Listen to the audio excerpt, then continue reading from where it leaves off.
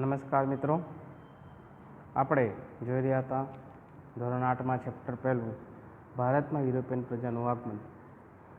European પ્રજા ભારત આવવા માટેના નવા જળમાર્ગ શોધવાના પ્રયત્ન કરતી હતી. એમાં આપણે જોયું હતું તો ક્રિસ્ટોફર કોલંબસે કઈ રીતે પ્રયત્ન કર્યા. ઈસવીસન 1492માં એ ભારત તરફ આવવા નીકળ્યો અને આકસ્મિક તે ક્યાં જઈ ચડ્યો તો અમેરિકા, અને ત્યાં સુધી જીવતો રહ્યો ત્યાં સુધી હિન્દુસ્તાનનો એટલે કે ભારતનો શોધક માનતો રહ્યો. એમ એને જ્યાં સુધી મર્યો ત્યાં સુધી એમ જ માનતો હતો કે ભારતની શોધ એણે પોતે એટલે કોલંબસે કરી છે.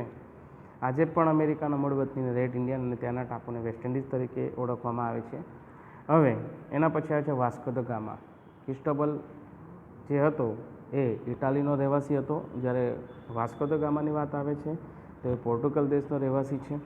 તો એણે એનું જહાજ આફ્રિકાના દક્ષિણે કેપ ઓફ ગુડનું ચક્કર લગાવી આફ્રિકાના પૂર્વ કિનારે મલંદી પહોંચીને હિન્દ મહાસાગરના આગળ વધતા મોહમ્મદ ઇબ્ન મજીદ નામના ખલાસીની મદદથી હિન્દ મહાસાગર થઈ 22મી મે 1498ના દિવસે કાલિકટ બંદરે આવ્યો હતો.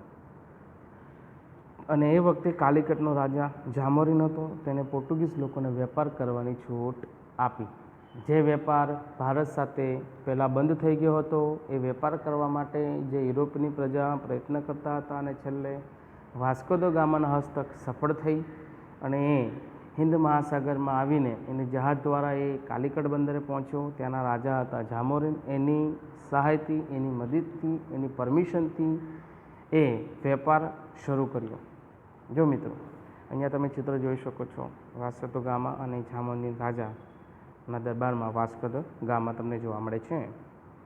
પછી ઈસવીસન 1502માં પોર્ટુગીઝ વેપાર કરવા માટે કાલિકટમાં કોઠી સ્થાપી.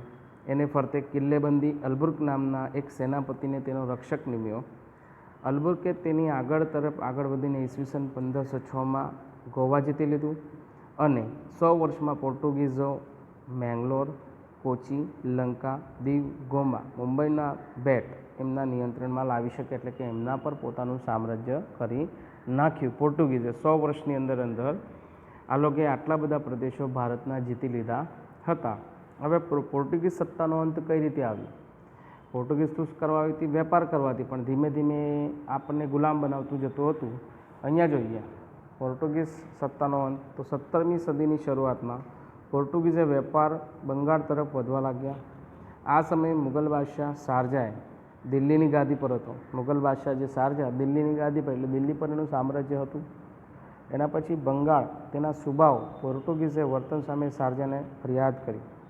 જેમ આ પોર્ટુગીઝે જેમ જેમ આગળ વધતા હતા તો બંગાળ તરફ પણ, તો બંગાળના તેના સુબા એટલે કે જે અધિકારીઓ હોય છે તે પોર્ટુગીઝના વર્તન સામે શારજાહને ફરિયાદ કરી. કે એ સમયમાં રાજા શારજાહ હતા, એમણે ફરિયાદ કરી કે આ લોકો હેરાન પરેશાન કરી રહ્યા છે. પરિણામે શારજાહના ફરમાન એટલે કે આદેશથી તેની હુગલીની કોઠી તોડવામાં આવી. બંગાળની એક હુગલી નદી આવેલી છે, ત્યાં કોઠી એક વેપાર મથકને તોડી પાડવામાં આવીને વાહનો સળગાવી નાખ્યા. કોના આદેશથી? જહાંગીરના આદેશથી. ને આમ પોર્ટુગીઝ સત્તાનો અંત આવ્યો. અને પોર્ટુગીઝ સત્તા પાસે ફક્ત શું રહ્યું? તો દીવ, દમણ અને ગોવા, બાકીના જે પ્રદેશો છે તો મેંગલોર, કોચી, લંકા, દીવ એમની પાસેથી જતું રહ્યું. એ ફરીથી સ્વતંત્ર જેવું બની ગયું અને ખાલી આ 3 પ્રદેશ જે હતા એ પોર્ટુગીઝ પાસે મર્યાદિત રહ્યા. હવે બીજી વાત અહીંયા કરવામાં આવે છે તો ડચ લોકો. એટલે આપણે પોર્ટુગીઝની વાત કરી, બરાબર છે. હવે ડચ લોકો, તો પોર્ટુગીઝના આગમન પછી 100 વર્ષમાં લગભગ 16મી સદીના અંત ભાગમાં હોલેન્ડ એટલે કે હાલનું નેધરલેન્ડ ના રહેવાસી ડચ લોકો વેપાર અર્થે આવ્યા. પછી સૌપ્રથમ પુલિકટ અને મદ્રાસ હાલનું ચેન્નઈમાં કોઠીઓ સ્થાપી. કોઠીઓ એટલે શું? વેપારનું મથક, બરાબર છે. એવા વેપારના સ્થળો એમને કહી શકાય વેપારી કોઠીઓ. ઈસવીસન 1663માં આગ્રામાં તેમણે કોઠી સ્થાપી. અને દરમિયાન અંગ્રેજો પણ ભારતમાં આવી ગયા અને ડચ લોકો અંગ્રેજો સામે સ્પર્ધામાં ટકી શક્યા નહીં. જો મિત્રો, અહીંયા 3 યુરોપિયન પ્રજા બતાવેલી છે, એક પોર્ટુગીઝ, બીજું ડચ અને ત્રીજી અંગ્રેજો. હવે ડચ લોકો પણ ધીમે ધીમે પોર્ટુગીઝની જેમ જ આગળ વધતા હતા, પણ એની સ્પર્ધામાં કોણ આવી ગયું એ સમય દરમિયાન? તો અંગ્રેજો. તો અંગ્રેજના સામે એ લોકો ટકી શક્યા નહીં. ને અંગ્રેજો જે છે, ઇંગ્લેન્ડના લોકો જે છે, બ્રિટિશરો જે છે તે ધીમે ધીમે આગળ વધતા ગયા. હવે જો ભારત પર અંગ્રેજોની નજર, અંગ્રેજોની જે આપણા ભારત દેશ પર કઈ રીતે નજર હતી તે તો ઈસવીસન 1600માં ઇંગ્લેન્ડના રાણી એલિઝાબેથના સમયમાં બ્રિટિશે ઈસ્ટ ઇન્ડિયા કંપનીની સ્થાપના થઈ. જો મિત્રો યાદ રાખવાનું, ઈસ્ટ ઇન્ડિયા કંપનીની સ્થાપના ક્યારે થઈ? તો ઈસવીસન 1600માં. ને હિન્દુસ્તાનના સાથે વેપાર કરી ધનવાન થવાની ઈચ્છા રાખનાર વેપારીઓએ આ કંપની હતી. અમને તો ખાલી ધન કમાવાનો પણ હતો, સાથે સાથે ગુલામ બનાવવાનો પણ હતો. પછી ઈસવીસન 1608માં પહેલું અંગ્રેજ વહાણ હિન્દુસ્તાનના સુરત બંદરે પહોંચ્યું, જે આપણો જિલ્લો જે હાલ આપણે રહી રહ્યા છીએ સુરતમાં. તો એ સમયમાં ઈસવીસન 1608 એટલે કઈ સદી? 17મી સદીમાં અંગ્રેજે વહાણ હિન્દુસ્તાનના સુરત બંદરે પહોંચ્યું. હિન્દુસ્તાનની ધરતી પર પગ મૂકનાર પ્રથમ અંગ્રેજ હોકિન્સ, આનું પૂરું નામ છે વિલિયમ હોકિન્સ, એ કપ્તાન હતો. તે જહાંગીરને મળ્યો, એ સમયના રાજા જહાંગીરને, પરંતુ પરવાનગી મળી નહીં. જહાંગીર જે રાજા હતા એને પરવાનગી આપી નહીં. ત્યારબાદ આવનાર સર ટોમસ રોય જહાંગીર પાસેથી સુરતમાં વેપાર કોઠી સ્થાપવાની પરવાનગી લીધી. વિલિયમ હોકિન્સને પરમિશન મળી નહીં, પણ એના પછી જ્યારે આવેલા સર ટોમસ એણે જહાંગીર રાજા સાથે વાતચીત કરી વેપારની કોઠી સ્થાપવાની પરમિશન લઈ લીધી. અને પછી દિલ્હીની સત્તા શારજા પાસે ગઈ અને શારજાએ અંગ્રેજોને બંગાળમાં વેપાર કરવાની છૂટ આપી. જો મિત્રો આપણને મુગલ સામ્રાજ્ય ખબર છે કે એક પછી એક શાસકોનું પતન થતું હતું અને નવા રાજા આવતા હતા. શારજાએ જ્યારે મદદ ન કરી અંગ્રેજોએ, જહાંગીરે મદદ ન કરી, પણ જ્યારે શારજા આવી ગયો સત્તા પર તેણે મદદ કરી અને પૂરેપૂરી છૂટ, વેપાર કરવાની છૂટ અંગ્રેજોને શારજાએ આપી દીધી હતી. હવે આવે છે ફ્રેન્ચ લોકો. પહેલાં કયા હતા? પોર્ટુગીઝ, એના પછી ડચ, એના પછી અંગ્રેજો, હવે આવે છે ફ્રેન્ચ. તો ફ્રેન્ચ ઈસ્ટ ઇન્ડિયા નામની કંપની ઈસવીસન 1664માં સ્થાપી હતી. જો ફ્રેન્ચ ઈસ્ટ ઇન્ડિયા અને ઈસ્ટ ઇન્ડિયા કંપની આ બે અલગ અલગ વસ્તુ છે. તો ઈસ્ટ ઇન્ડિયા કંપનીની સ્થાપના થઈ ઈસવીસન 1600માં અને ફ્રેન્ચ ઈસ્ટ ઇન્ડિયાની સ્થાપના થઈ ઈસવીસન 1664માં. તેમણે સુરત અને પુંડીચેરી કોઠીઓ સ્થાપી. ફ્રેન્ચોના કંપનીનો વડો ડુપ્લે વ્યક્તિનું નામ છે હતો, જેને ભારતમાં યુરોપિયન સત્તા વિસ્તાર કરવાની ઈચ્છા થઈ. અને આમ યુરોપિયન પ્રજામાં અંગ્રેજો અને ફ્રેન્ચો બે બળવાન કંપની એકબીજાની હરીફાઈ કરતી હતી. આમ ઘણી બધી તકરારો અને લડાઈ થઈ, જેમાં છેવટે અંગ્રેજો સફળ થયા અને પરંતુ ફ્રેન્ચો પાસે છેવટે પોંડિચેરી, મહાચંદ્રનગર વગેરે થાણા વેપારી મથકો રહ્યા હતા. બરાબર છે. આ બધા ધીરે ધીરે આગળ વધતા ગયા. જો પહેલે પોર્ટુગીઝ લોકો આવ્યા, એને 100 વર્ષમાં ઘણા પ્રદેશો જીત્યા. પછી એમનો અંત થયો. ડચ લોકો આવ્યા, એ અંગ્રેજો સામે ટક્યા નહીં. એના પછી અંગ્રેજો ધીમે ધીમે આગળ વધ્યા. એમના હરીફાઈમાં ફ્રેન્ચો લોકો આવ્યા, એ પણ ધીમે ધીમે આગળ વધતા ગઈ.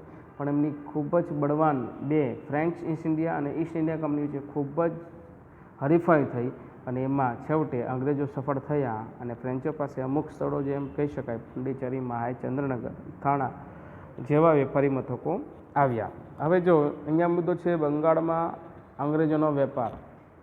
જો મિત્રો હવે અંગ્રેજોએ વેપાર કઈ રીતે આગળ વધાર્યો? તો ઈસવીસન 1651માં હુગલી નદી કાંઠે અંગ્રેજોએ પહેલો વહેલો વેપાર કરવાની શરૂઆત કરી.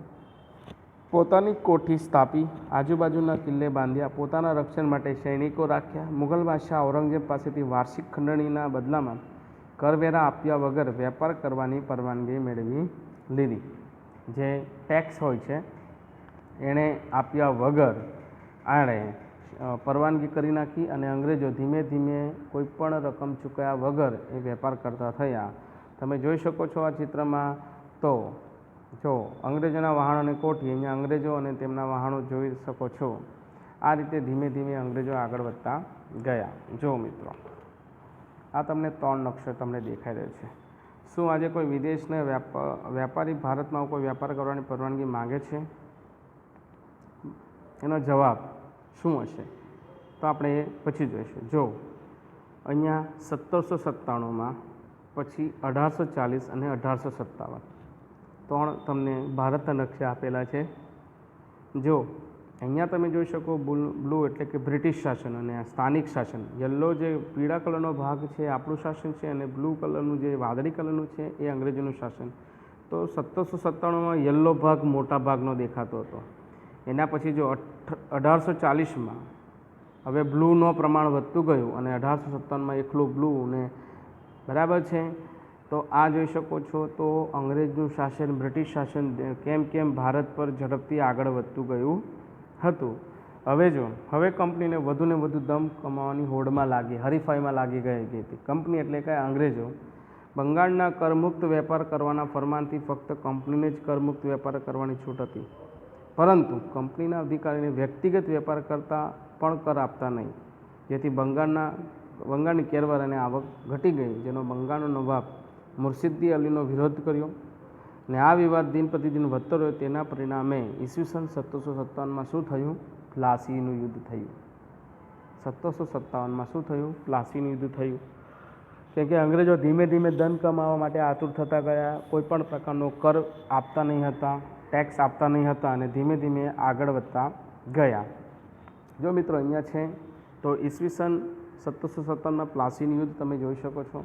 અહીંયા તમે સિરાજ ઉદ્દૌલાનું ચિત્ર જોઈશો. 1756માં સિરાજ ઉદ્દૌલા બંગાળનો નવાબ બન્યો, જેની અંગ્રેજો પર ધાક હતી. તે અંગ્રેજોને તેને પસંદ કરતા ન હતા. સિરાજ બંગાળનો નવાબ ન રહે તે માટે અંગ્રેજોએ કૂટનીતિ કરી અને સિરાજ ઉદ્દૌલાને હરીફોની મદદ કરી.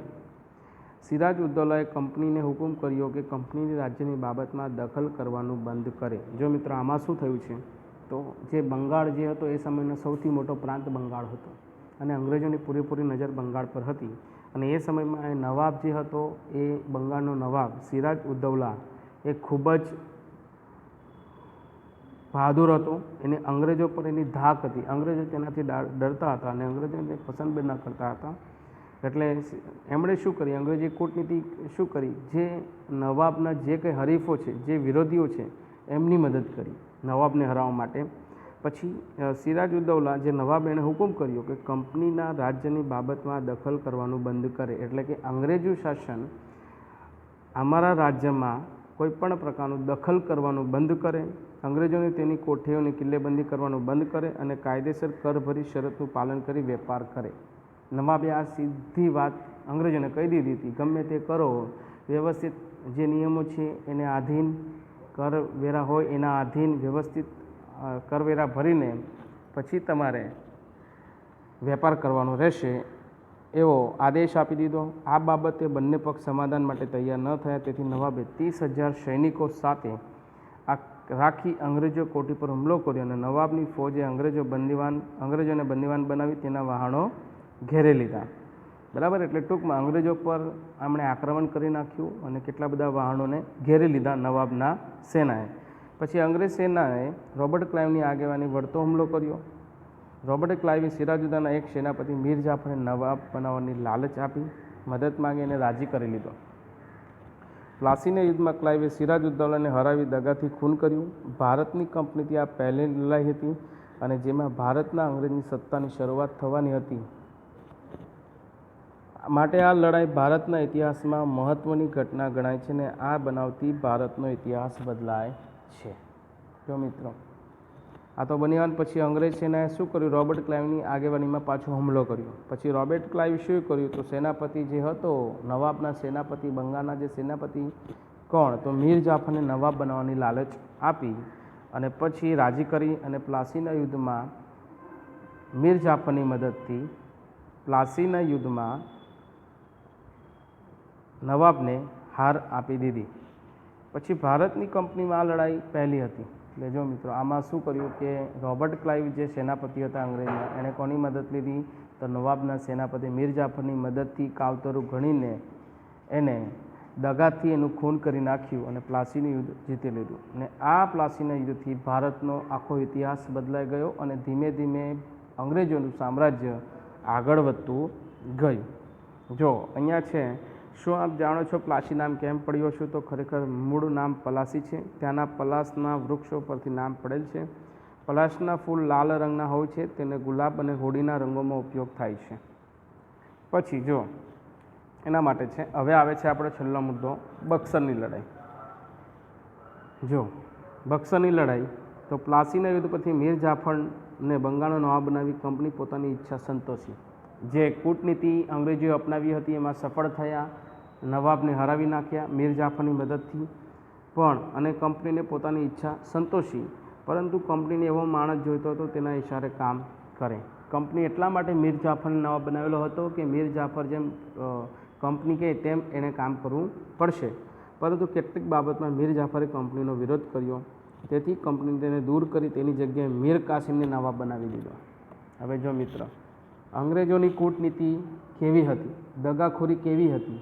મીર જાફરને બનાવ્યો, તેમને લાગ્યું કે આ આપણો માણસ બની રહેશે, આપણે જેવું કામ કરશે, પણ મીર જાફરે પણ અમુક બાબતમાં અંગ્રેજોનો વિરોધ કર્યો, જે અંગ્રેજને ગમ્યું નહીં.